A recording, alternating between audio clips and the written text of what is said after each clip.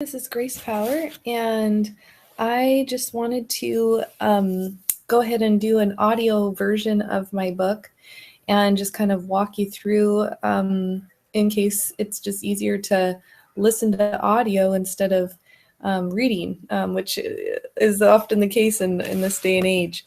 So if you do want to read it, you can get it on Amazon. This is the link to the version Find Your Niche and Get Rich for Estheticians and Massage Therapists by myself, the Sugar Queen, Grace J. Power, and it's $4.99 for the Kindle version on Amazon. But we also created this website, bookforestheticians.gracejpower.com, and so this is where I was just going to read from here, and you can follow along or just listen, whatever's easiest. And this is I'm just going to start with the introduction and then move into chapter 1. So the introduction, if you picked up this book, it probably means you are a massage therapist or esthetician looking to increase your financial success. We often get into the business because we want to help people, but we find out we can't give away our services for free, at least not all of the time. We do need to find a way to create an income to support our business expenses as well as our life. Whether you are just starting out or already have a full schedule of clients, this book will help you discover the importance of a niche. Having a niche not only increases your profitability, but most of the time gives you more energy because you are working with your favorite clients and doing your favorite services. It helps give you clarity and focus in how to brand and market your business. Having a niche will set you apart and make it easier for you to be successful in the industry. Through reading this book, you will be inspired in how to determine your unique niche and be exposed to the bigger vision of what's possible for your short-term and long-term future as a successful esthetician or massage therapist.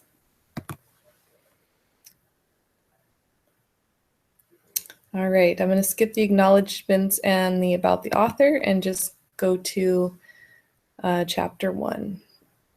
Choosing your niche. Oftentimes your niche will come to you naturally. Other times you may need to go out and find it. For me, it was a combination. I had heard from T.R. Vecker, author of Secrets to the Millionaire Mind, that having a niche will actually bring you more profit in business. You may feel as though you are limiting your possibilities, but you are actually increasing them by picking a niche. I decided to trust this guidance. At the time, I owned a day spa where we offered a full menu of services. Being new to the industry, I kept adding more services every few months. I was so excited about everything, I wanted to try it all. When I initially bought the spa, they offered facials, waxing, massage, and nails. From there, I added body wraps, spray tanning, acupuncture, permanent makeup, hot stone massage, Brazilian waxing for women and men, and I was in the process of adding laser hair removal and photo facials when I sold it. By adding so many things, it made it difficult to brand, which made it difficult to market. While working at the spa, I was the only esthetician who wanted to do Brazilians. All the other estheticians were intimidated or not interested in offering them. I began to notice that my Brazilian clients were really fun. I was able to talk to them the whole time, and oftentimes they would share with me personal things about their life. This never really happened when I did massages and facials. I usually was quiet the majority of the time for those services, but Brazilian waxing was unique because it was rather painful during parts. The clients also grew a stronger trust in me. They knew the service would hurt, but that they were trusting that I would get the job done without causing more pain or discomfort than necessary. Through this process, I created a bond with my Brazilian clients that was much deeper than my massage clients. I noticed the financial benefits to offering Brazilians, especially as I picked up speed and could do a Brazilian in 30 minutes or less. I was charging the same amount of money for a Brazilian as I was for an hour-long massage or facial. Plus, Brazilian clients would come back month after month as their hair would grow back in. If they went longer than a month, the process was more painful, so there was incentive to not miss a month. After hearing T.R. Vecker's advice about having a niche, I started thinking about opening a studio that specialized in doing Brazilians. I started researching it immediately. Then I started putting together a business plan. I met with a few other business owners and shared my ideas with them. Having their ideas as well helped me solidify my plans. Next thing I knew, I was registering my new business name for a comoclitic studio and putting a deposit down on a space for rent. Everything was coming together. As I built my business from the ground up, I noticed that it was very easy and fun to do the branding and marketing since I had such a narrow niche of male and female Brazilians. I was offering laser hair removal and waxing in the beginning, eventually sugaring replaced waxing. Besides Brazilians, I did hair removal on all the areas of the body, but the majority of my clients came in for Brazilians and then added on other areas if needed. I was having so much fun because instead of doing all sorts of various services throughout the day, I was only doing hair removal and I was gaining expertise and efficiency. I'm so happy and I've been so successful, I want to share it with you. I want to see other estheticians, massage therapists, and people in our industry excel in their businesses. With all the variety of services, products, and target markets, everyone can have a unique niche and be successful at it. In our industry, your niche could be a specific service, a specific target market, or a specific product. Some examples are massage therapy and skincare for professional golfers, massage therapy for pre and post pregnancy, massage therapy for elderly, energy work for anxiety and depression, esthetician who specializes in permanent eyeliner, esthetician who specializes in electrology for hormonal hair problems, esthetician who specializes in skin cancer care, treatments, and prevention, esthetician who specializes in adult acne. The more specific you can be, the more success you will have in branding and marketing yourself. Questions to consider. What are you passionate about? You want to choose something that ignites you. For me, it was Brazilians. I loved the relationships I could make with the customers, and I loved the feeling of being trusted with such an intimate service. It could be that your niche is something you are already doing, but you want to be doing more of, or perhaps it's something you see is missing in the marketplace, something you've heard is in demand, but no one is specializing in it yet. Even though it may not be something you are really passionate about at the moment, after looking into it further, you may discover it is your golden ticket, and it has you smiling just thinking about it. Passion is important because you are going to be spending countless hours formulating, creating, selling, and being involved in your business. You want it to be something you are going to love every single day. I never got tired of selling Brazilians. I want everyone, especially the women, to try it out. I know how great they are, and I love offering them to people. I also love selling my pink wink cream and sugaring. I am passionate about these products. They make me so happy. I have caught myself kissing the bottles occasionally. That is how much I love them. When I first started doing Brazilians, I used hard wax, and I thought it was the best. My passion for offering Brazilians grew to a whole new level once I started sugaring. Both my clients and I benefited from a much more efficient, less painful, and cleaner process. I was in heaven, and so were my clients. If you aren't sure what you are passionate about, take some time to notice what services you get the most excited about when you see them on the schedule. Another way to start determining your passion is to notice what services you are not excited about. If you get super excited about doing hydrofacials, but you don't really like doing regular facials, that is a clue. If you notice that you feel sick working on acne skin, but you really enjoy when clients add on a tightening mask, that is a clue. Even though I enjoyed facials and massage, I was so much more excited about waxing, in particular Brazilian waxing. That is how I knew it was a passion and something that I would enjoy doing as my niche. If you are brand new to the industry, you may not have had a chance to experience all the varieties of services, products, or clients, so you may want to work at a spa first to try some different things out before you focus in on your niche. More than likely, though, you started to get a feel for what you enjoyed the most and what things you didn't really like doing as much when you were going through school or working in the field. That is a great starting point. You will notice that you have a lot more energy when you create a business where the majority of your day you get to do what makes you the most excited. You will do a better job at the service, and your clients will pick up on your excitement and passion and be more likely to rebook and refer people to you. You may have heard the saying, follow your bliss. That is what I would recommend when choosing your niche business. What are the startup costs? Even though passion is important, you also want your niche to make business sense. Startup costs include anything you need to purchase or invest in to get into business. You want to consider all the costs because even the little things can really start to add up. Some ideas include registering your business, trademarking your business name, logo design, business card design and printing, brochure design and printing, website design, rent plus deposit, remodeling a space, lighting, equipment, instruments, back bar supplies, sheets, products, retail items, office supplies, phone, internet, laptop, software, printer, filing system, furniture, decor, reception area, product shelving, etc. Obviously, you don't need every little thing before you take on your first client. What I did, and I teach others to do, is to start small and use the money that comes in to add and upgrade things as you go. I did this with the Calm Clinic from day one, and it's fun to look back at the pictures of when I first opened with barely anything. Over the years, I transformed the space to be more functional and attractive. I worked with 5 different designers, 2 different lighting companies, an architect, sign companies, electricians, and handymen. I kept improving the space little by little every year as to not spend too much money all at once. Every time I spent money on the space, I asked myself, do I want to spend this money on my business or towards a personal expense? One time I had the choice of adding in sinks in the treatment rooms and decided to use that money instead towards a 10-day trip to Australia and New Zealand. It turned out that I never once missed having the sinks in the rooms, and scuba diving in the barrier reef was an experience I will never regret. If you don't pace yourself, it's easy to spend $30,000 all in one go in remodeling, signage, and decorating costs. Instead, spread this out over years to avoid going broke your first year in business. I always kept my vision of what I truly wanted, but didn't rush getting there. Eventually, I reached my goals, and by not starting with everything all at once, it gave my clients something to look forward to. Clients like seeing a business that keeps current and has something new each time they visit. It's a sign of progress and success. Even if it is simply rearranging your products and highlighting different products and services. The best thing to do to calculate your startup costs is to write down the absolutely necessary costs, the need it fairly quickly costs, the eventually I will need it costs, and the someday I would like to have it costs. By doing this, you will not be so intimidated by the total startup cost because you will be able to see how it can be gradually purchased instead of all up front.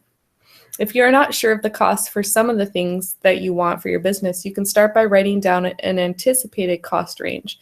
Then go back later and do some research to get more specific. Looking for things like used equipment instead of new equipment could be an option to start at a lower initial cost. You can also always upgrade as you grow your business. There are companies that will lease equipment so that you don't have to come up with the full price to get started. I did this with my lasers and lamp probe machine at a Calm Clinic. When I first started my massage business, I didn't have much money saved, basically enough for my first month's rent. My massage table was included in my massage school tuition, so I already had that. The only other startup cost was purchasing sheets and massage oil. I started out with the bare minimum. The only decor I had was a picture on the wall that I had brought from home. I remember my room having a very flat, echoey sound because of the tile floors, and the only furniture I had was a chair and a massage table. As the money came in from the customers, I used that money to add some decor. It was a super small room though, so I couldn't fit too much. In our industry, you really can get started with the bare minimum. Even if you start with doing massage at your house or your client's house, all you really need is the massage table, sheets, and some oil. If you are doing facials, you can start with what you are using on your own skin. When I first introduced facials, I took my facial cleanser and toner from my bathroom to use on my first clients. I offered a deal with doing a facial and a massage in 1 hour. While the steam was going, I did the arm and shoulder massage. While the mask was sitting on, I did the leg massage. So needless to say, don't let the startup costs keep you from launching your niche business. It's wise to expect some startup costs so you aren't blindsided, but in our industry, you can pretty much get started with what you have. If needed, you could even give massages or facials on the floor or on a bed in the beginning. If you treat it like a business from the beginning, you will make money and you will grow a loyal clientele that will follow you as you move into bigger and better accommodations for them. Even if you start less professional than what you would like, keep the vision and it will come to fruition. On a final note, even though I never earned a loan or a grant, I did apply for them. It never hurts to try and see if you can qualify for a grant, which is something you don't have to pay back, or a low interest loan like an SBA loan. But don't count on this money to get started. And some of the loans are a very long process to apply for. So while you're waiting, get started doing your services. What are the per service costs? When choosing your niche, your cost for the services that are going to be your specialty should be profitable. You want your revenue to be able to cover all your costs and pay you a nice income. Take into account the time and product costs for delivering the service along with what equipment is required. Make sure that when all is accounted for, you are making a profit. One of my friends has a business in which she primarily does microdermabrasion and uses the Lamprobe machine that treats any minor skin irregularity. She has clients on a set program where the first visit they receive the microdermabrasion and the full face spot treatment. Then a follow-up microdermabrasion is scheduled a couple weeks later.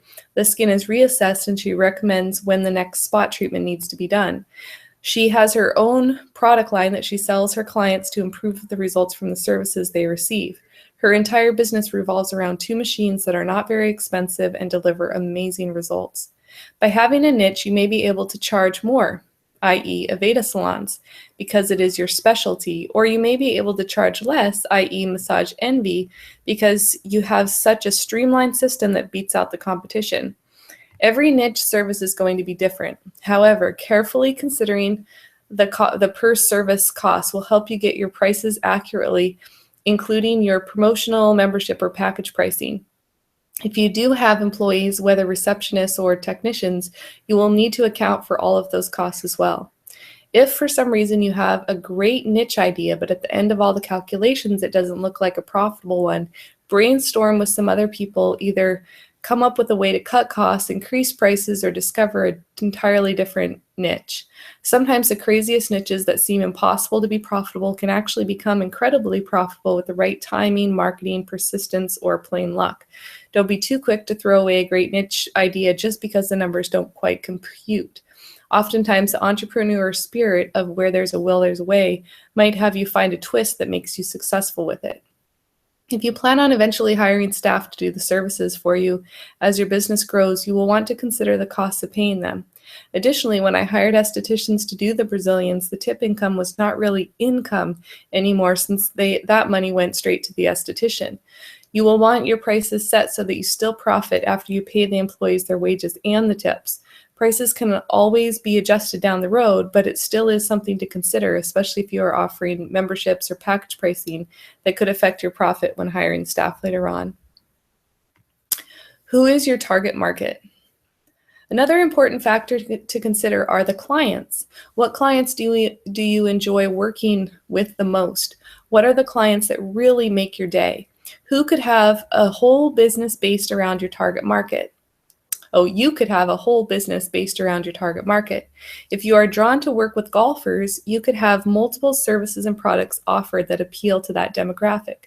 For instance, imagine a little spa that specializes in care for golfers.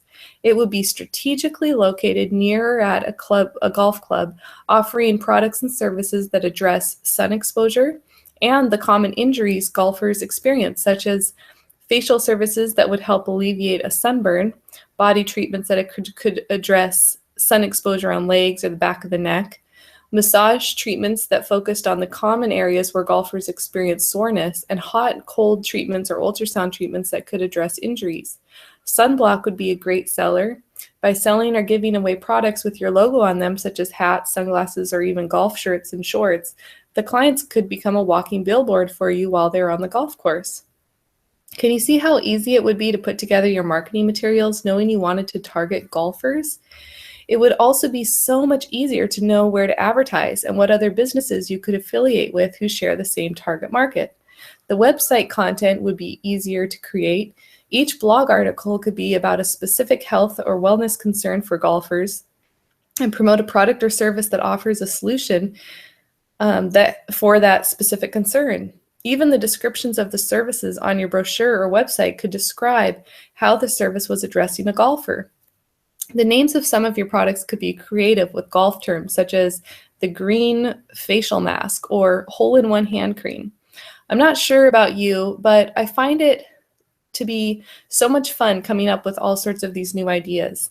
If it overwhelms you, you can always start with the very basics and add more variety as you grow your clientele. In fact, the clients are oftentimes the best resource for your new ideas. As you can imagine, if all of your marketing was aimed at golfers and you offered a superior service customized to their needs, why would they not go to you? Choosing your target market will also set the tone for your business. If you go after women in politics versus pursuing engineers, you are going to have different types of conversations with your clientele and a different tone altogether in the environment that will appeal to them. Before you go after a certain group just because you think they will have the money to afford your services, make sure they are the type of person you really enjoy serving. In my personal experience, I enjoyed my Brazilian clients so much more than my facial and massage clients. When I owned a Kama Clinic, we did a photo facial promotion on Groupon, and so we had a lot of new clients coming in for photo facials. At the next staff meeting, we all agreed that we didn't enjoy these new clients as much as we enjoyed new clients who came in for Brazilians. So from then on, I didn't promote photo facials to new clients. I only promoted them to our existing clients. When I was sculpting my target market, I was clear about what type of people I wanted to work with, and based on the kinds of Brazilian clients I was seeing at the spa. I wanted to work with people who were fun, open-minded, sexual, loving, self-aware, positive, and beautiful. From there, I discovered that these types of people tended to be in sales, in business, in a steady career, or working as a waitress, or even in the beauty industry. You can gather some ideas of who your target market is from the people you know are currently getting the services that you want to create your niche in. Another example of using your target market as your niche is brides. You could provide specific services tailored to brides, bridals, parties, bachelorette parties, and the family of the groom. Or you could narrow down your niche even more to something like the groom to groom and offer hair, skin, nail, and hair removal services for grooms preparing for their big day and honeymoon. This opens up your affiliate opportunities to every business who targets the brides and weddings.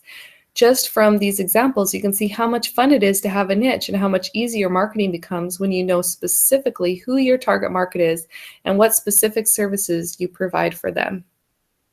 Oftentimes, as you narrow down your target market, you actually find more facets to it that other companies aren't harnessing. As you work more with your target market, you will discover more about what they like and want from you. If their suggestions excite you and offer you additional revenue, you can incorporate them into your business because they are still within your niche. When putting together your business plan, you will want to specify your target market, and as your business grows, keep referring back to your original plan. It's very easy to get distracted and off course. With every new marketing material or print ad, ask yourself, am I attracting my target market with this? You will notice yourself choosing a specific advertising avenue because they already are targeting your niche market. This will increase the response you're having in your advertising. Plus, the business you do pull in will be more likely to become repeat customers and refer people to you because you met their specific need and were the best at it. Who is your competition?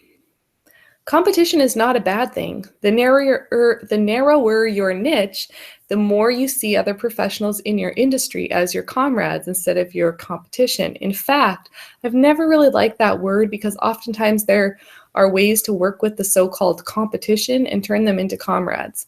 One example of this is when I was completely booked and had clients that couldn't wait until my next opening. I was able to send them to my competition who I trusted instead of saying, there isn't anything I can do for you.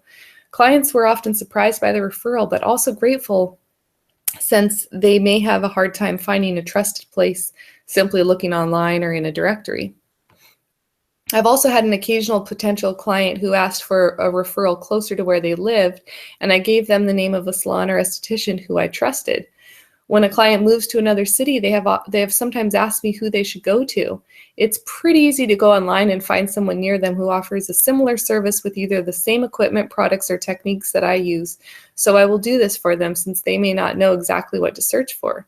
In return, I've had multiple estheticians and 2 Denver waxing salons send their customers to a Kama Clinic studio for similar reasons.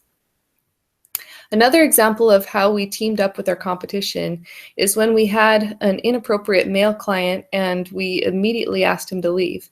He had mentioned going to another salon during the consultation, so I called them and asked if they had made note of a similar experience with this client. They said they hadn't, but that he had just called trying to get in. Fortunately, they didn't have any openings that day. She made a note on his account in case he were to call again in the future. I'm sure they appreciated the warning. I read one time about a hair salon who had a great policy for problem clients. If they had a client who they couldn't please, they would give them a gift certificate to a neighboring salon. I thought this was a great idea. I haven't done that exactly, but I did have a tough customer who really wanted cheap laser prices and complained about how far we were from her house. I went online and found a couple places closer to her home that used our same laser and recommended them to her. This may seem like a bad decision for business, but I didn't regret it. Sometimes it's simply not worth the hassle of trying to accommodate someone that another business is better suited for. Massage therapists can work with each other by sending clients back and forth who may be a better fit for the other style. If you like doing deep tissue, it's helpful to have a trusted massage therapist that you can send clients who want Swedish. It's also helpful if you share a room and have different styles. That way, by sending each other occasional clients, you still help yourself by ensuring the other portion of rent is paid, and they are more likely to refer clients back to you. When putting together your business plan, you will want to research your competition. And even after getting your business started, you will want to constantly keep up with what other companies are doing in your industry and especially your niche. Remember that any services you get from other salons and spas while spying on what they are doing is a tax deduction. I include it as market research in my tax returns. It is actually rather fun to investigate your competition to gather new ideas for what you want to do the same or differently. For instance, I have heard over and over again that other wax salons do not get all the hair and they don't get all ingrowns. These are two things that I incorporated into a Clinic. We pride ourselves in getting all of the hair, including the butt crack hair and Brazilians. We also schedule extra time to allow time for removal of any ingrown hairs and do a thorough check to make sure we didn't miss anything. Quite a few of the wax salons in the Denver area only schedule 15 minutes for Brazilian. We normally schedule 30 to 45 minutes. Another simple thing that I would hear about other estheticians who waxed was that they didn't put their hand down on the skin immediately after pulling out the hair. This is one thing that we were able to incorporate and make the experience much less painful for our customers. It seems so simple, and yet it makes a difference for them. And when many clients have told us that it's one of the reasons they come back to us and don't want to go anywhere else. Your competition is not only those businesses that are located near you physically, but also those businesses that come up on search engines for specific keywords. Brainstorm strategies for how you will compete with these other companies. When you have a niche, that is one way that you will eliminate much of your competition. You want to be the only one that has your exact specialty. I eliminated much of my competition with other spas and salons by narrowing down to Brazilian hair removal, sugaring, anal bleaching, and bedazzling. I also haven't heard of any places around that offer the cheek glow, which is basically a facial for the butt cheeks. These simple things set us apart online, so we stood out above our competition for our unique specialties. To stand out online for your niche, it would be helpful to have the word people would search for in your title. When I first opened, my business name was Clinic Laser and Wax Studio. That was before I started offering sugaring. So it was easier for people to recognize the services I offered from the name. If I was just called Clinic Studio, it would have been harder for my website and Google listing to rank high when people searched for laser or wax services.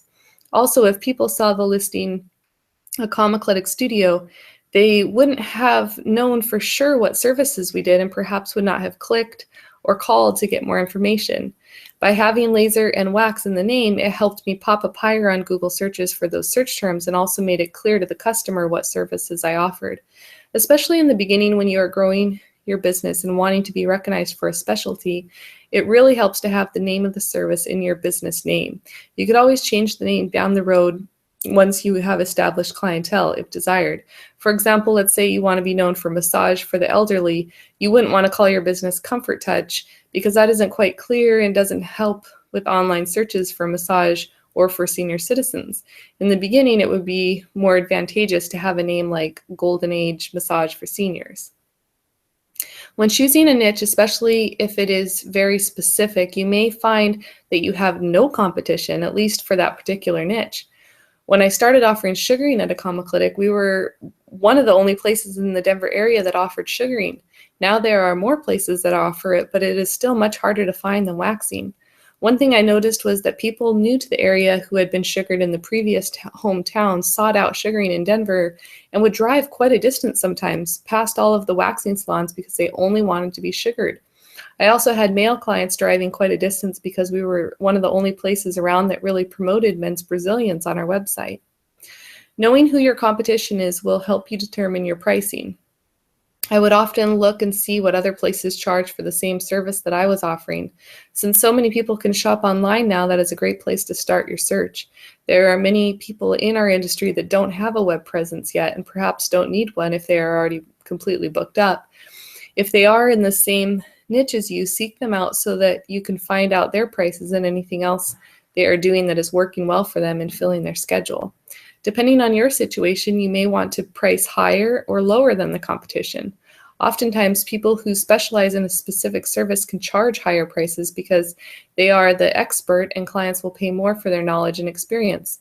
If this is the route you choose to go, keep in mind that you can always do special promotions and discounts in the beginning to attract new clients. But as long as your customers know these are promotional prices, they won't be shocked or angry when you charge them your higher price in future visits. In other cases, you may want to charge lower prices for your niche service because you are so efficient, but then charge higher prices for the services you don't want to promote. For instance, when I first started my Brazilian hair removal studio, I would charge $95 for an hour massage, which was on the high end because I didn't want to attract massage clients. In fact, I didn't even have massage as a service listed on my menu, but I did have clients ask about it since I was a massage therapist. So in the beginning, before I was booked solid with hair removal services, I would give massages to those clients who asked and were willing to pay $95 per hour. I noticed that I didn't mind doing the massage when I felt like I was being compensated well for it. Once I was accustomed to making $55 in 15 minutes for a wax or $100 for a 5-minute laser, I didn't want to go back to doing an entire hour of massage for only $60, which was the average rate. Charging a lower rate than average for your niche services can make them more affordable to accommodate a broader range of income levels.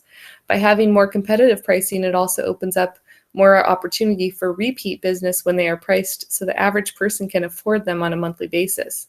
For instance, if you were able to do a perfect brow shaping in 8 minutes or less, you could book 8 people in an hour and charge $10 each and still make $80 plus tips per hour. Plus, the majority of those people would be rebooking with you every 2 to 4 weeks at that price. Once you were booked solid for as many hours as you wanted to work, you could either raise your prices slightly or train someone else in your methods and help them get booked up. And if you paid them $20 per hour plus their tips, you would still be making $60 per hour without working harder. When you can keep your prices competitive and it is a service you are highly skilled and trained in, it's a recipe for success. When it came to pricing, I can't know for sure if I did it right. When the Groupon craze started, it really changed the laser hair removal industry, and I ended up slashing my advertised prices on my menu and website to compete. Looking back, I wonder if I would have been better off keeping the higher prices and doing Groupon type specials. That way the customer would see the value they were getting. I could have kept the higher price listed with a slash through it and then the special price in red next to it. That being said, it's always helpful to stay aware of the competition and strategize how you are going to compete. You don't want to find that you are spinning your wheels trying to get your business going only to find out it's not working because of your advertised pricing. Let's say you want to charge $100 for your service. When you look at the competition, they are only charging $50, but you know they aren't including everything into it that you would do, and they aren't as skilled as you.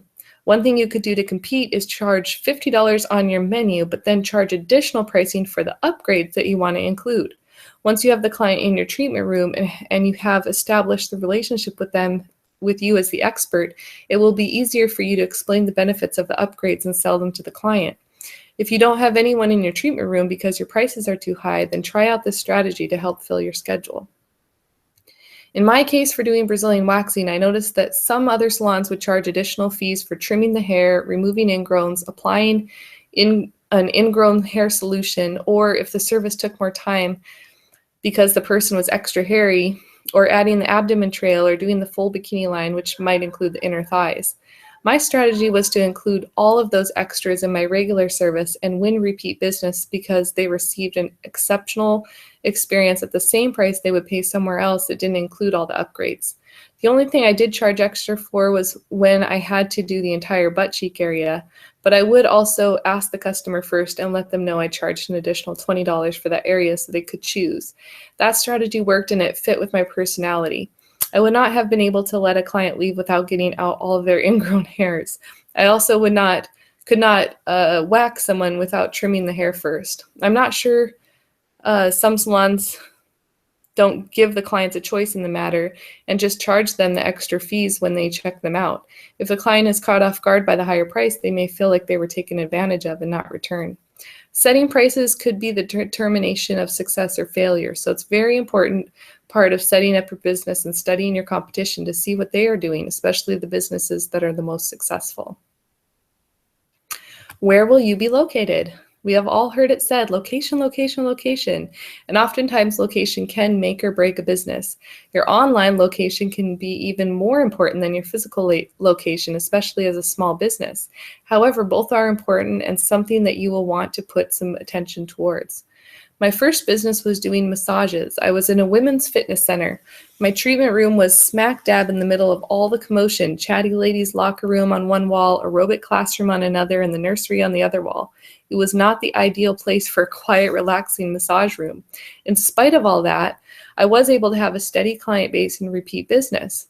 My first year in business in 2002, I brought in over $50,000 in revenue building my business from scratch. Some of the positives to this location were being located in an affluent area, having a built-in client potential with the members of the gym, and the gym was in a strip mall right off of a busy highway. I asked the gym if I could offer massages for non-members, and we worked out a win-win situation. I charged a non-member rate, so there was incentive for them to become members. This allowed me to advertise in the local magazine. That is one way I brought in quite a bit of business. Since I couldn't do male clients at the women's gym, I worked out a deal with a chiropractor in the same shopping center that I could use his facility for massages on a commission basis. I started gaining some regular clients that were covered by insurance at his office. It was a little more work because I had to bring over my massage table and my supplies to get set up for the massages, but at least it was conveniently located.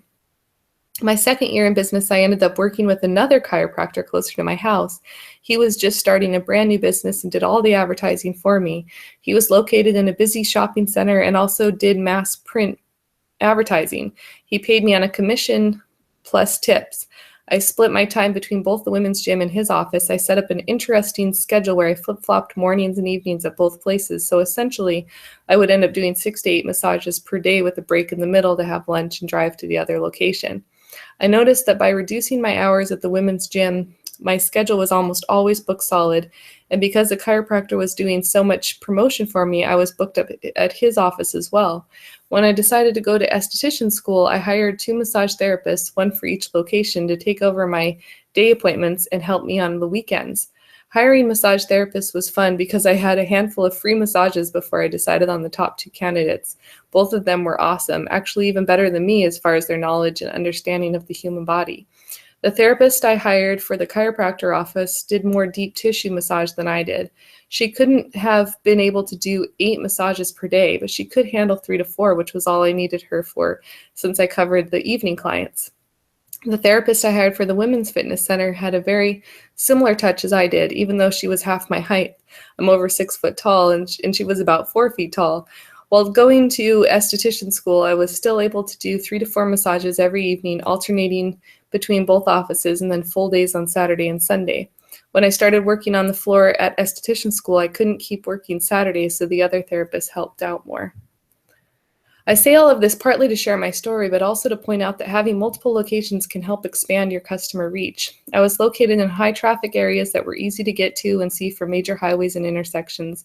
I think that played an important part in my success, especially since the internet was not as prominent then as it is today.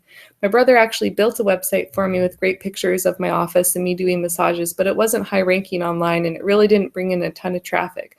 It was used more as a brochure to put on my business cards and make them more useful by having the link listed if people were interested to check out more before calling to schedule. However, the location didn't seem to do the women's gym much good. Within a month after I moved out, I drove by and found the building empty. They had gone out of business. Obviously, it takes more than location to make a business successful. I think in their case, the overhead was too much. I was only paying $400 per month for a small room, and their rent was closer to $3,000 per month. So they had to sell a lot of memberships just to pay the rent. I have found online location is becoming even more important than brick and mortar location. Your online location includes things like your website address, your blog, your social media page, YouTube channel, Google Maps listing, Yelp page, and of course your organic search placement for specific keywords relating to your business and your niche. Like most people starting a new business, you might not have a lot of extra funds to invest in building a website. Even though it's something you will want to have, you could easily get started with free things like a Facebook page, a blog, and a YouTube channel. All of those things don't cost anything to start, and it's a great way to list your phone number and address for people to contact you for appointments. In the beginning, you will typically only be seeing a few clients per week, so you will be able to build your online presence over time. In fact, I have a friend who works part-time at her office specializing in sugaring, bringing in over $40,000 per year, and only uses her Yelp and Facebook page to advertise her contact information in hours. She has not created a website yet.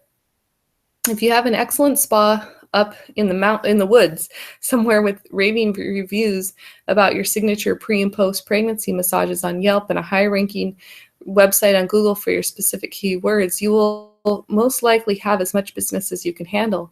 And the fact that you are not in a prime location in town doesn't matter as much because people could easily find you online.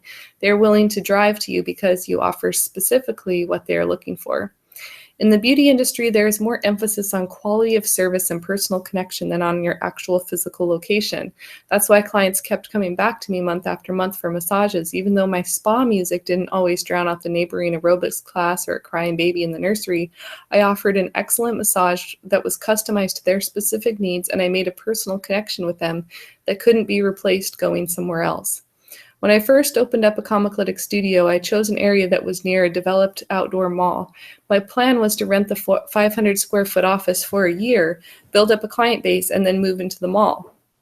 After a year building my business, I already had a full schedule where I was located. If I moved into the mall, I would gain more exposure, but I couldn't take in more clients without hiring another esthetician. The earnings I would make after paying the higher rent plus the employee didn't make any sense.